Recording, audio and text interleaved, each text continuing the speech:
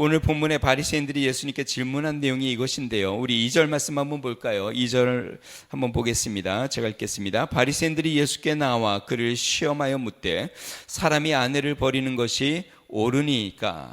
자, 바리새인들이 예수님을 시험하려고 질문하였다라고 이야기합니다. 그러니까 이 바리새인들이 지금 예수님께 이혼에 대하여 질문한 것은 가정에 심각한 문제가 있거나 이 문제를 어떻게 해결해야 될지 몰라서 심각하게 고민하고 있다가, 특히 이혼에 대한 마음에 대한 갈등이 있다가 예수님께 질문한 것이 아닙니다.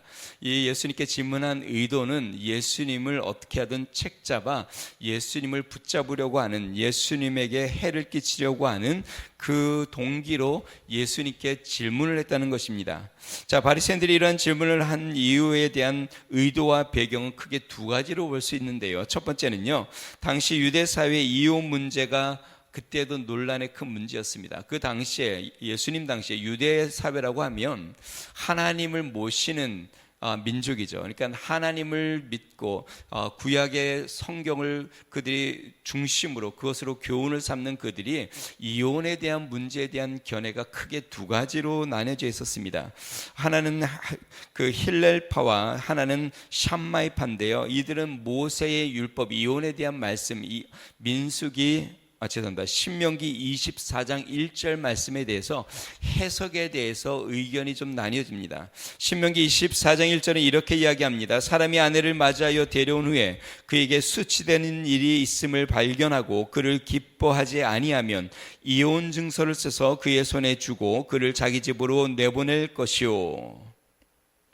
그러니까 사람이 아내를 집으로 데려왔는데 그 아내를 데려와서 보니까 수치스러운 일이 발견되어서 그 아내를 맞이하기를 기뻐하지 않으면 이혼 증서를 써서 내어보낼 수 있다라고 모세가 이야기한 것입니다. 자, 여기에서 수치스러운 일에 대해서요, 이 두 학파가 의견이 갈리는데요. 좀 엄격하게 이야기하는 샴마이 학파는 이 수치스러운 일은 음행한 일, 그러니까 간음한 일에 대해서 자신이 아닌 다른 남자와 음행한 일이 발견되면 그것으로 말미암아 이혼할 수 있다라고 이혼의 사유에 대해서 음행한 것만 한정지었습니다. 그런데 이혼에 대해 좀 더 자유로운 힐렐파 같은 경우에는요, 꼭 이 음행한 사건 외에도 남편이 흠잡을 만한 것이 있다면 이 이혼에 대한 것은 남자의 권한에 있다라고 해석을 한 겁니다. 그러니까 그 유대 사회에 이혼에 대해서 엄격한 파와 이혼에 대해서 좀 더 자유로운 파, 두 파의 의견이 성경 말씀 하나를 어떻게 해석하느냐에 따라서 갈려졌다는 것이죠. 요즘도 교회들이 많이 이제 성경 말씀을 가지고 이혼을 해도 되는가 말아야 되는가에 대한 것들이 의견이 분분하죠. 자, 이렇게 예수님에게 질문하는 이유는 예수님이 이혼을 해도 괜찮다라고 이야기하거나 아니면 이혼하면 안 된다라고 이야기하거나 어느 쪽을 택하든지 간에 한 파의 공격을 받게 되어 있습니다. 그러니까 예수님이 어떠한 것을 그 양자 선택하기에 참 쉽지 않은 그러한 덫을 놓은 것이죠. 자, 또 하나 이들이 예수님에게 이 이혼에 대하여 질문한 이유는요, 예수님의 신변에 위협을 가하기 위해서입니다. 오늘 본문 말씀 1절은 이렇게 시작합니다. 오늘 본문 말씀 1절에 보니까요, 예수께서 거기서 떠나 유대 지경과 요단강 건너편으로 가시니 무리가 다시 모여들거늘 예수께서 다시 전례대로 가르치시더니, 예수님께서 거기서 떠났다라고 이야기했는데요, 지난 장을 보면 마가복음 9장에서 예수님이 갈릴리에 도착한 사건을 우리가 보았습니다. 근데 거기서 떠났으니까 예수님이 공생애 동안에 주로 사용했던 갈릴리를 떠났습니다. 그리고 어디로 갔냐면 유대지경 요단강 건너편으로 가셨는데요, 어디를 향해 가신 거냐면 예수님이 마지막 유월절을 지내시기 위해서 예루살렘으로 향하는 경로 가운데에 유대지경 요단강 건너편 베레아라는 지역에 도착하여 지금 말씀을 나눴던 내용입니다. 그러니까 예수님이 마지막 유월절을 지낸다는 말은 무슨 뜻일까요? 이제 6월절에 도착하면 이제 11장에 가면요, 다음 장에 가면 예수님이 나귀를 타고 예루살렘에 입성을 하십니다. 그러니까 마지막 예수님의 고난주간 일주일을 보내시는 주간으로 들어가게 됩니다. 이제 그 경로로 들어가기 위해서 예루살렘으로 내려가고 있는 중에 요단강 건너편 베레아 지역에 지금 도착한 겁니다. 자, 그런데요, 이 베레아 지역을 다스리는 사람이 누구냐면 헤롯 안티파스입니다. 여러분, 헤롯 안티파스는 우리가 전에 살펴보았는데요, 침례 요한에 대해서 나올 때 헤롯 안티파스가 자신의 본처를 버리고 이복 동생의 아내를 억지로 취합니다. 이것을 한 침례 요한이 그것을 아주 신랄하게 비난을 합니다. 결국 어떻게 됐을까요? 헤롯 안티파스에게 목이 베어 죽임을 당하게 됩니다. 지금 그 헤롯 안티파스가 다스리는 이 베레아 지역에 예수님이 도착했고, 바리새인들이 이 예수님에게 여자를 버리는 것이 합당하냐, 이혼에 대한 이야기를 지금 질문한 겁니다. 자, 그런데 예수님이 만약에 합당하다고 하면 마치 율법을 어기는 것 같고, 만약에 합당하지 않다라고 마치 완강하게 침례 요한처럼 얘기한다면 예수님도 헤롯 안티파스에게 붙잡힌 바 되어 그러한 곤욕을 당할 수 있는 것이죠. 그래서 그 예수님에게 이러한 덫을 놓는 것입니다. 자, 배경은 이렇고요. 오늘 제가 성경을 좀 더 중심적으로 이야기하려고 하는 것은 예수님이 말씀하신 결혼과 이혼에 대한 이야기를 나누려고 합니다. 자, 그러면 우리는 이혼에 대해서 어떻게 바라보아야 할까요? 첫 번째는요, 결혼에 대해서 계획하신 하나님의 뜻을 먼저 우리가 생각해야 합니다. 바리새인의 질문에 예수님께서 모세율법이 무엇이냐고 반문하십니다. 우리 3절과 4절 말씀 한번 보겠습니다. 우리 3절과 4절 말씀 같이 읽어보겠습니다. 시작. 대답하여 이르시되 모세가 어떻게 너에게 명하였느냐? 이르되 모세는 이혼 증서를 써 주어 버리기를 허락하였나이다. 모세는 이혼 증서를 주어서 버리는 것을 허락해 주었다라고 이야기합니다. 여러분, 예수님이 이것을 몰라서 물어보았을까요? 이 모세의 말에 대해서 예수님은 구약 성경에 대해서 몰라서 물어본 것이 아닙니다. 그들이 지금 예수님을 책잡으려고 하고 예수님을 공격하는 근거로 삼는 것이 모세의 신명기 말씀인 것을 예수님은 알고 있었습니다. 그래서 예수님이 그들에게 물어보았는데요, 예수님이 그들이 한 이야기, 모세가 허락했다라고 한 이야기에 대해서 예수님이 이렇게 말씀하십니다. 5절 말씀이에요. 예수께서 그들에게 이르시되 너희 마음이 완악함으로 말미암아 이 명령을 기록하였거니와.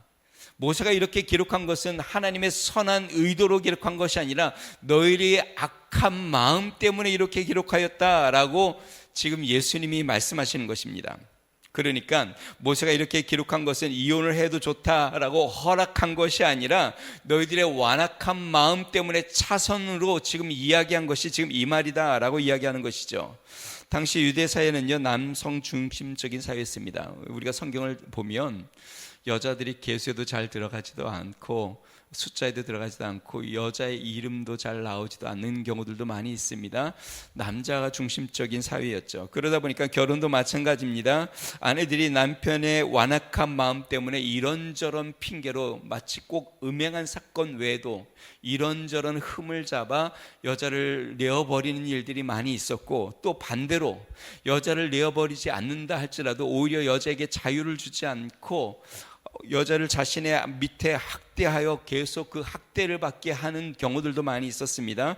그래서 모세가 공식적으로 그러려면 이혼 증서를 주어서 자유를 주어라, 자신의 밑에 두어 학대하지 말고 이혼 증서를 주어 자유를 주고, 또 공식적으로 다시 결혼할 수 있는, 새 출발할 수 있는 길을 열어주라고 이야기한 것입니다. 그러니까 이혼이 옳다거나 아니면 이혼이 하나님의 뜻이거나 아니면 하나님이 이것을 허락했다라고 이야기한 것이 아니라 너희들의 마음이 악하기 때문에, 완악하기 때문에 차선적으로 이야기한 것이다 라고 지금 이야기하는 것입니다.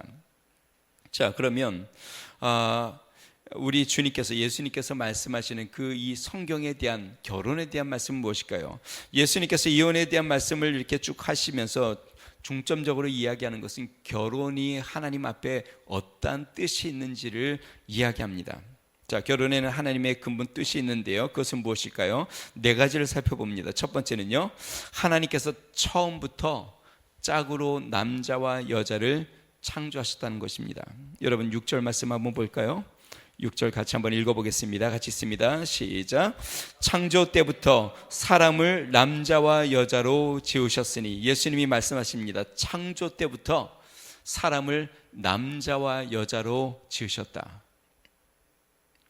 창세기에 보면요, 태초에 하나님이 천지를 창조하셨다. 그리고 사람을 창조하신 내용이 나오는데요. 예수님이 이렇게 말씀할 수도 있잖아요. 태초에 하나님이 사람을 창조하셨다. 뭐 우리가 다 알아듣는 이야기인데요. 그런데 예수님이 지금 이렇게 얘기합니다. 창조 때부터 사람을 남자와 여자로 지으셨다. 여러분 이런 생각 해봤습니까? 하나님이 사람을 만들 때에 그냥 남성 여성 없이 그냥 한 가지 성으로 왜 만들지 않으셨을까? 아니면 그냥 남자만 만들어서 뭐 다스리고 정복하고 하라고 말씀할 수 있지 않았을까? 근데 오늘 성경에 예수님께서 하시는 말씀이 창조 때부터 아예 처음부터 의도를 갖고 하나님께서 사람을 만들 때 창조 때부터 의도와 뜻을 갖고 남자와 여자를 구별해서 만들었다는 것입니다. 자, 이것을 보여주는 것이 창세기 2장 말씀인데요. 태초에 하나님이 사람을 만드시고 이런 말씀이 나옵니다. 창세기 2장 18절에 보니까요.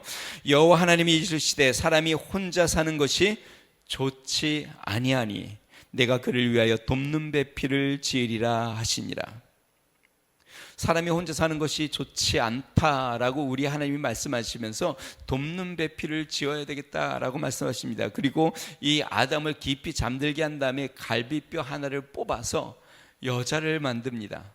그리고 그 여자를 아담에게 이끌어옵니다. 그때 아담이 이렇게 이야기합니다. 창세기 2장 23절에 보니까요. 아담이 이르되 이는 내 뼈 중에 뼈요 살 중에 살이라 이것을 남자에게서 취하였은즉 여자라 부리리라 하니라. 다시 이야기하면 하나님께서 태초부터 남자와 여자를 짝을 지어주기로 계획하시고 만드셨다는 것입니다. 하나님의 의도가 그렇습니다. 하나님께서 남자와 여자를 아예 처음부터 하나 되게 하기 위하여, 짝으로 함께 하기 위하여, 돕는 배필이 되게 하기 위하여 창조의 의도가 그렇다는 것입니다. 그래서 세월이 지나면 남자가 남자와 결혼을 하고 여자가 여자가 결혼하는 것이 아니라 창조 때부터 남자는 여자와 결혼하도록 하나님이 계획하셨고 여자는 남자의 짝으로 주기로 계획하셔서 창조의 의도로 그렇게 만드신 것이죠. 여러분, 사람이 온전케 되어 하나님 앞에 아름다운 한 몸을 이루는 것, 그것은 하나님의 창조의 원리 가운데 있습니다. 하나님께서는 의도적으로 남자와 여자를 구별하여 창조하셨고, 성경에 이제 오늘 본문 말씀 뒤에 보면은요, 하나님이 짝지어 주셨다. 그러니까 남녀가 짝지어 한 몸을 이루도록 창조 원리로 그렇게 창조하셨다는 것입니다. 자, 두 번째, 결혼에 대한 하나님의 뜻은 무엇이냐면 하나님께서 결혼에 주도적이고 적극적으로 관여하신다는 것입니다. 사람들이 이혼을 생각할 때에 결혼은 상대방과 나와의 당사자 두 사람의 문제라고 생각을 합니다. 그런데 여러분, 사실 결혼은요, 남편과 아내 둘만의 관계의 형성 이상의 것입니다. 표면적으로 남자와 여자가 서로 좋아하고 사랑하여 결심하여 결혼한 것 같지만, 특히 그리스도 안에 있는 우리 모든 성도들에게 결혼은 그렇지가 않습니다. 그리스도 안에 있는 결혼은요, 하나님이 주도적이고 적극적으로 관여하십니다. 여러분, 이것을 믿으십니까? 네. 10절 말씀 한번 볼까요? 우리 같이 한번 죄송합니다. 10절이 아니군요. 9절 말씀 같이 한번 읽어보겠습니다. 시작. 그러므로 하나님이 짝지어 주신 것을 사람이 나누지 못할지니라 하시더라. 오늘 성경 말씀에 예수님께서 하시는 말씀이 하나님이 짝지어 준 것을 사람이 나누지 못한다. 하나님이 짝지어 주셨다. 이 말씀대로라면 사람이 배우자를 고르고 찾는다기보다는 하나님께서 예비하신 배우자를 인도해 오신다, 이끌어 가신다, 만나게 하신다 라고 보는 것이 좀 더 가깝습니다. 이것을 잘 보여주는 것이 아담과 하와의 모습인데요, 아담이 열심히 짐승들의 이름을 짓다가 이제 깊은 잠에 들었습니다. 근데 우리 하나님께서 아담이 혼자 있는 것이 보기 좋지 않아 그를 위해서 돕는 배필을 만들기로 결심하셨습니다. 아담을 깊은 잠에 잠들게 하고 그 갈비뼈로 하와를 만든 다음에 아담에게 그 여인을 이끌어 옵니다. 여러분, 아담이 여인이 필요하다고, 여자가 필요하다고 느낀 게 아닙니다. 아담이 누구 돕는 사람이 필요하다고 생각한 것도 아닙니다. 아담에게는 그런 생각이 없습니다. 그런데 하나님께서 아담에게 돕는 배필이 필요하다고 느끼셨습니다. 아담이 외로워 보였습니다. 그리고 아담을 위해서 그 돕는 배필을 준비하셨습니다. 그리고 그 돕는 배필을 아담에게 이끌어 왔습니다. 그 아담은 무엇을 했냐면 그 하와를 만나 마음에 사랑이 생겼고 그를 아내로 맞아들인 것이죠. 아브라함이 노년이 되어 아들 이삭이 배우자가 필요한 때가 된 것을 알았습니다. 그래서 아브라함이 자신의 신실한 믿음의 늙은 종 한 명을 데리고 이렇게 이야기합니다. 넌 나의 고향 하란으로 가서 나의 친족 중에 여인을, 우리 아들 이삭의 배우자가 될 여인을 한 명 택해와라 하고 그를 기도하고 보냅니다. 이 늙은 종이 하란에 도착합니다. 아브라함의 고향에 도착한 것이죠. 도착하자마자 이 종이 기도를 먼저 합니다. 하나님 앞에. 창세기 24장 12절에서 14절을 보니까요, 그가 이르되 우리 주인 아브라함의 하나님 여호와여, 원하건대 오늘 나에게 순조롭게 만나게 하사 내 주인 아브라함에게 은혜를 베푸시옵소서. 성중 사람의 딸들이 물 기르러 나오겠사오니 내가 우물 곁에 서 있다가 한 소녀에게 이르기를 청하건대 너는 물동이를 기울여 나를 마시게 하라 하리니 그의 대답이 마시라, 내가 당신의 낙타에게도 마시게 하리라 하면 그가 주께서 주의 종 이삭을 위하여 정하신 자라. 이로 말미암아 주께서 내 주인에게 은혜 베푸심을 내가 알겠나이다. 다시 이야기하면 이 종이 이제 아브라함의 고향 하란에 도착해서 하나님 앞에 기도하는 겁니다. 하나님, 내가 그 주인의 아들 이삭을 위하여 배우자를 선택해야 하는데 하나님께서 선하게 순적하게 만나게 해 주십시오.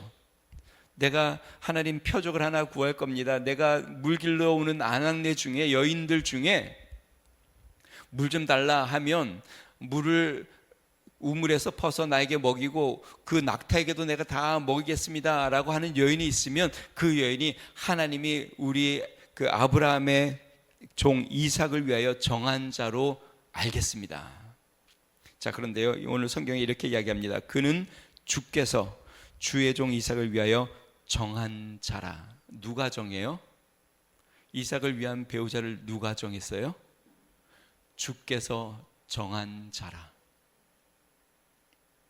그렇습니다. 오늘 성경 말씀에 보면 하나님께서 주도적으로 이 결혼에 개입하고 있다는 것을 우리는 계속 봅니다. 하나님께서 아브라함의 결혼을 주도적으로 계획하시고 주도적으로 이끌어 가셨고 이삭의 결혼을 하나님이 주도적으로 인도하셔서 이끌어 가셨습니다. 그러므로 하나님께서 이 모든 관계 가운데 역사하고 있다는 것입니다. 여러분, 결혼은 남자와 여자가 모든 것을 주도적으로 결정하는 것이 아님을 믿으시기 바랍니다. 우리 그리스도인의 결혼에는 우리 하나님이 주도적인 역할과 계획이 있고 하나님이 역사십니다. 이끌어오는 역사가 하나님의 손에 있음을 믿으시기 바랍니다. 자, 그러므로 하나님이 짝지어 주신 것을 사람이 나눌 수 없다라고 예수님이 지금 말씀하시는 것입니다. 구약 성경도 마찬가지죠. 하나님이 주도적으로 역사하셨고 하나님이 짝지어 주셨는데 사람이 그것을 버리거나 또 사람이 그것을 나누거나 할 수 없다라는 것이죠. 이것은 하나님의 권위에 하나님의 뜻을 반하는 것이라는 것이죠. 오래전에 제가 들은 간증이 있는데요, 어느 목사님이 목사님에게 한 부부가 찾아와서 목사님에게 기도 부탁을 했습니다. 그런데 이 기도 부탁이 굉장히 황당한 기도 부탁이었어요. 어떤 기도 부탁이었냐면 이제 이혼을 하려고 하는데 목사님이 기도를 해달라는 것입니다. 보통 뭐 결혼을 해달라고 기도를 해달라거나 뭐 여러 가지 축복에 대한 기도가 많은데 이혼을 하니까, 결혼을 해달라고 하니까 이 목사님이 너무나도 당황이 되었습니다. 기도를 해줄 수도 또 안 할 수도 없는 그러한 참 불편한 상황이 되었는데, 이유는 이런 겁니다. 이 두 사람이 결혼할 때 이 목사님이 축복 기도를 하며 주일에까지 서 주었다는 겁니다. 그러니까 목사님이 시작을 했으니까 마지막도 이제 목사님이 책임져 달라는 것입니다. 어쩔 수 없이 이제 두 손을 잡고 이 목사님이 간절히 기도를 하는데, 기도를 계속 하다 보니까 이 목사님의 기도가 성령의 감동이 되어 대적 기도가 나오는데 이런 기도가 나오는 겁니다. 서로를 원망하는 미움의 영, 또 서로를 시기하는 영, 서로를 자기만을 주장하는 영, 또 분노케 하는 분노의 영, 이러한 두 사람 사이 가운데 서로 이 불편한 마음을 갖게 하는 악한 영들에 대하여 예수의 이름으로 대적하는 기도를 막 드리기 시작합니다. 그렇게 한참 대적 기도를 드리고 그 다음에 두 사람을 축복하는 기도를 하고 마쳤는데 눈을 떠보니까 두 사람의 눈에 눈물이 글썽글썽해져 있다는 것입니다. 그리고 두 사람들이 왜 우리가 그렇게 서로 미워하고 그렇게 힘들어했을까?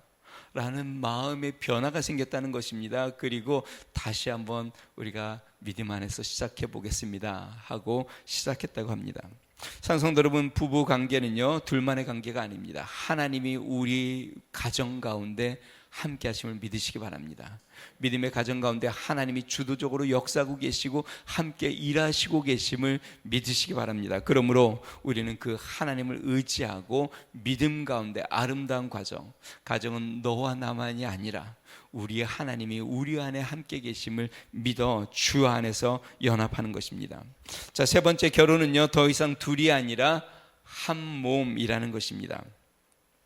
성경적인 결혼은요 한 몸이 되는 것입니다. 7절과 8절 말씀 우리 같이 한번 읽어보겠습니다. 같이 읽습니다. 시작. 이러므로 사람이 그 부모를 떠나서 그 둘이 한 몸이 될지니라. 이러한즉 이제 둘이 아니요 한 몸이니. 이혼을 쉽게 생각하는 이유는요, 이 결혼을 해서도 남녀 각 개체라고 생각하기 때문에 그렇습니다. 아직도 너의 객체라는 것이 있고 그 객체가 각자의 꿈과 이상과 행복을 추구하는 가운데 서로 그냥 조금 마음을 모으고 합치는 정도라고 생각하기 때문에 그렇습니다.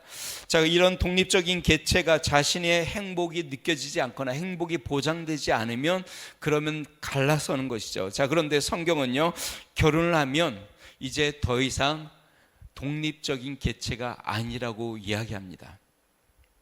오늘 본문 말씀을 제가 읽다가 참 이 중요한 단어 하나를 이렇게 보았는데요, 그것이 8절에 이제라는 단어가 저는 참 중요하게 느껴집니다.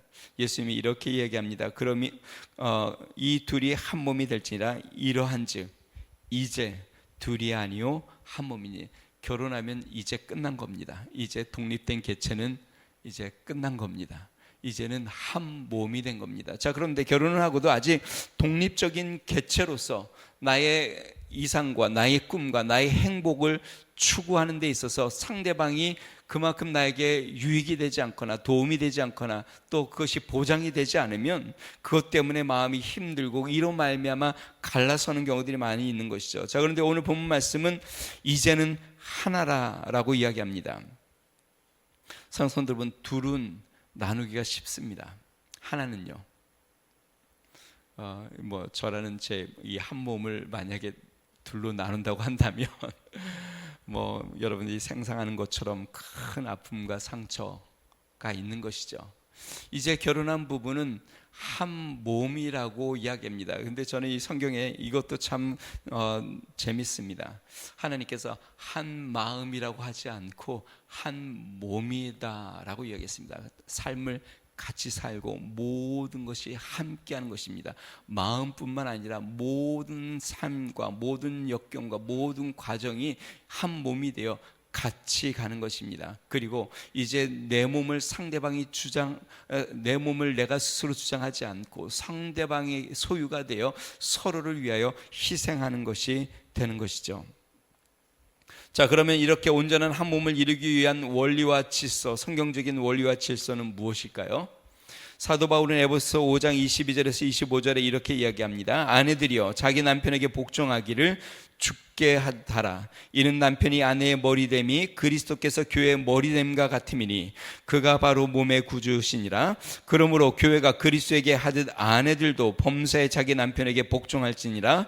남편들아 아내 사랑하기를 그리스도께서 교회를 사랑하시고 그 교회를 위하여 자신을 주심같이 하라.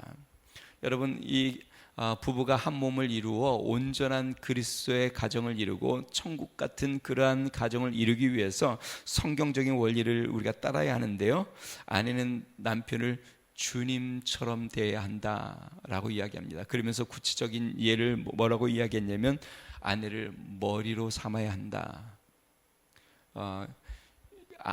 아내는 남편을 머리로 삼는 것입니다. 그리고 복종하는 것입니다. 반면에 남편은 아내를 사랑하는데 예수님께서 교회를 위하여 자신의 몸을 내어주어 자신의 생명을 내어주듯이 사랑하라라고 이야기합니다. 여러분, 이것은 절대로 불편한 일이 아닙니다. 이것은 참 진리요 성경의 말씀입니다. 교회와 그리스도와의 관계를 말하는 것이고 남자와 여자, 그러니까 남편과 아내와의 관계를 이야기하는 것입니다. 우리 교회가요, 예수 그리스도께 복종하는 것이 좀 불편한가요? 예수 그리스도를 머리로 삼는 것이 마음에 굉장히 불편한가요? 그것이 너무나도 당연한 것이죠. 아내가 남편을 머리로 삼고 주로 인정하며 사는 것이 성경적인 원리요 당연한 것입니다. 예수님께서 교회를 위하여 목숨을 내어 드리시지 않았습니까? 그것처럼 남편이 아내를 위하여 자신의 생명을 내어주는 것이 당연하다고 성경은 이야기합니다. 이것이 주님이 말씀하신 성경적인 가정, 성경적인 부부의 관계입니다. 그러므로 여러분, 예수님이 머리가 되고 교회는 그 예수님의 몸된 교회라고 이야기합니다. 그러니까 머리와 몸, 예수님은 머리, 교회는 몸, 이렇게 해서 한 몸이 되는 것이죠. 남편과 아내도 마찬가지입니다. 남편은 머리, 여자는 몸, 그래서 한 몸을 이루어 이 가정은 하나가 된 것입니다. 자, 또 하나요. 예수 그리스도를 믿는 우리가 그리스도에게서 끊어질 수 있을까요? 사도 바울은 끊어질 수 없다라고 이야기했습니다. 세상의 어떤 것도 칼로도 또 기근으로도 그 무엇으로도 우리를 그리스도의 사랑에서 끊을 수 없다. 예수를 믿는 우리를 그리스도의 사랑에서 끊을 수 없다라고 이야기한 것처럼 하나님이 짝져 주신 이 부부가 끊어질 수 없다라고, 한 몸이기에 끊어질 수 없다고 지금 이야기하는 것입니다. 성도 여러분, 이제 부부가 된 우리는 한 몸인 것을 믿으시길 바랍니다. 아내 되신 분들은 남편을 주로 여기고 머리로 여기고 복종하시기를 주의 이름으로 축원드립니다. 이건 남자가 아멘할 게 아니라 여자가 아멘 해야 될 일이죠. 그러시기를 주의 이름으로 축원드립니다. 네, 우리 남자들은 남편들은 아내를 사랑하기를 자신의 몸을 들여 모든 것을 희생하여 사랑하도록 헌신하시기를 주의 이름으로 축원드립니다. 네, 아멘입니다.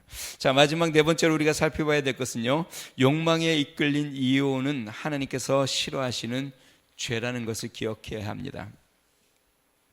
제자들이 집에 돌아와 예수님께 질문을 합니다. 그러니까 예수님께서 이것에 대해 좀 더 단호하게 설명을 하시는데요, 10절에서 12절 말씀 제가 한번 읽어보겠습니다. 집에서 제자들이 다시 이 일을 물으니 이르시되 누구든지 그 아내를 버리고 다른 데에 장가드는 자는 본처에게 간음을 행함이요 또 아내가 남편을 버리고 다른 데로 시집가면 간음을 행함이니라. 자, 이 동일한 본문 말씀을요, 마가복음 19장 9절은 이렇게 해석해놨습니다. 내가 너에게 말하노니 누구든지 음행한 이유 외에 아내를 버리고 다른 데 장가드는 자는 간음함이니라. 왜 이 말씀을 했을까요? 그 당시에 음행한 사건 외에도 여러 가지 핑계를 들어 여자를 버리는 일들이 많이 있었기 때문에 예수님께서 이것을 콕 집어 이야기하는 것입니다. 음행한 이유 외에 아내를 버리면 장가드는 자는 간음한 것이다 라고 이야기하는 것입니다.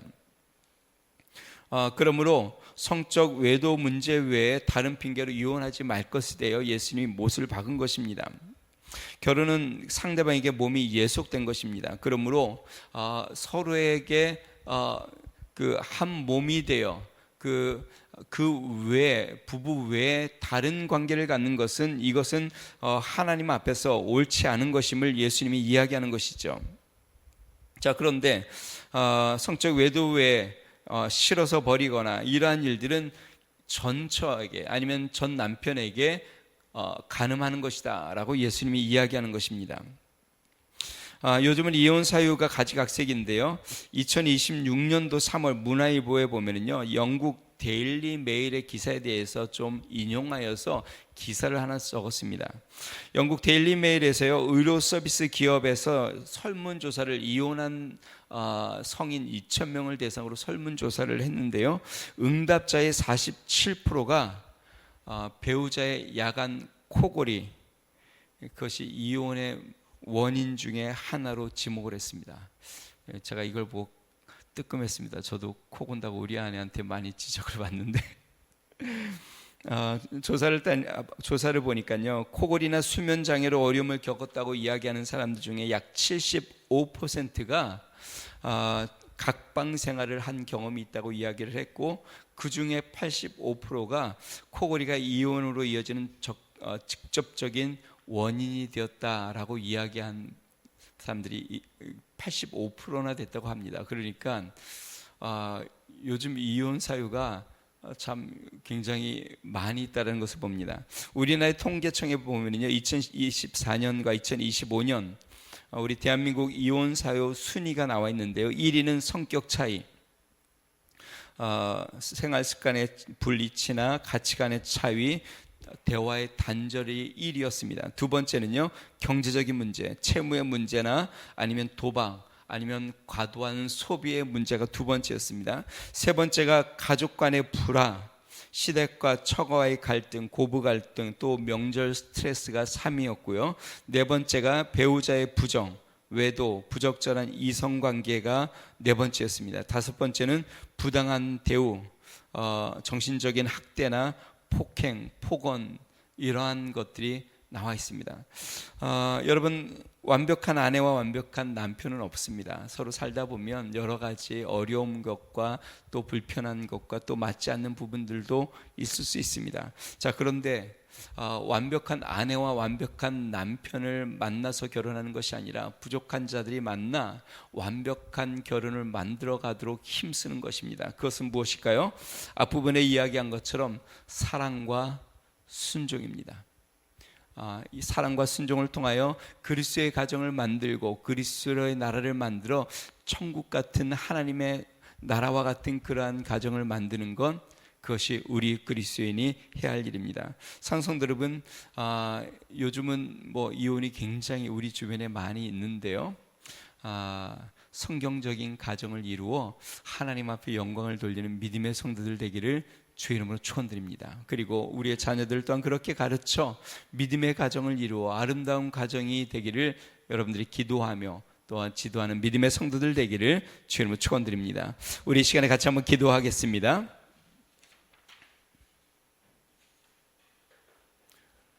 요즘 시대는 그 어느 때보다도 성경적인 결혼관이 필요한 때입니다. 하나님의 말씀과 하나님의 거룩함이 가정 가운데 있고, 또 가정 가운데 하나님의 뜻이 이루어지고 하나님의 순전한 모습이 이루어지는 믿음의 가정 되도록, 우리의 가정이 그런 가정이 되도록, 또 우리의 자녀들이 그러한 가정을 이루도록 하나님께서 그런 축복의 가정과 믿음의 가정으로 삼아 주시도록 주도적으로 또 적극적으로 주관하고 관여하시는 그 하나님의 역사가 우리 가정 가운데 충만하게 이루어지도록 우리 같이 한번 기도하겠습니다. 좋으신 하나님 아버지, 감사합니다. 주님께서 하나님 아버지 우리의 가정 가운데에 하나님 아버지 주도적이고 하나님 적극적으로 관여하셔서 하나님 아버지 믿음의 가정을 이루게 하고 하나님의 나라를 꿈꾸게 하며 하나님 천국 같은 가정을 이루어 하나님을 섬기도록 인도하시는 것을 믿습니다. 능하신 하나님 아버지, 우리의 가정이 그렇게 되게 하여 주시옵소서. 하나님 아버지, 또한 하나님 우리의 자녀들이 그러한 가정을 이루게 하여 주시옵소서. 믿음의 가정들이 되고 하나님의 뜻에 합당한 가정들이 되고 하나님 아버지 그리스도의 사랑으로 사랑하고 또한 하나님 아버지 그리스도의 사랑으로 복종하여 하나님 아버지 피차 하나님의 영광을 나타내고 주의 뜻을 이루는 믿음의 가정이 되도록 성령이여 주장하여 주시고 인도하여 주시옵소서. 하나님 아버지 가정 가운데에 하나님의 고귀한 뜻을 이루고 하나님의 역사를 이루고 하나님의 거룩하심을 이루어 이 땅 가운데에 하나님 아버지의 성경적인 가정, 하나님 믿음의 가정, 하나님의 나라와 같은 믿음의 가정들이 세워지고 하나님의 뜻을 이루는 하나님 복된 은혜가 있도록 성령이여 주장하여 주시고 인도하여 주시옵소서. 하나님 아버지, 우리 믿음의 성도 가정, 우리 위더스 중앙교회 모든 가정의 가정마다 우리 하나님이 축복하여 주셔서 우리 하나님의 은혜가 있는 가정, 하나님의 복이 넘치는 가정, 주의 영광과 주의 역사가 하나님 아버지들 함께하는 믿음의 가정들로 하나님 우뚝 서도록 우리 하나님 도와주시고 은혜를 베푸시며 함께하여 주시옵소서. 주님을 찬양합니다. 주님 감사합니다. 좋으신 아버지 감사합니다. 창조 때부터 우리 하나님께서 남자와 여자를 구별하여 지으시고 하나님 주님께서 하나님 돕는 배필로 하나님 또 배우자를 주어 한 가정을 이루고 하나님 서로 연합하고 한 몸이 되어 아름다운 가정으로 또 천국 같은 가정으로 하나님을 섬기도록 인도하신 것을 감사합니다. 하나님 아버지, 우리의 가정마다 주님이 축복하여 주셔서 하나님 사랑과 섬김으로 또 순종으로 하나님의 나라를 꿈꾸게 하여 주시고 하나님 적극적으로 관여하고 또한 주관적으로 인도하시는 하나님의 관여하심과 역사심이 하나님 우리의 가정과 또 우리의 자녀들의 삶 가운데 나타나 하나님 복된 믿음의 가정들이 되도록 은혜를 더하여 주시옵소서.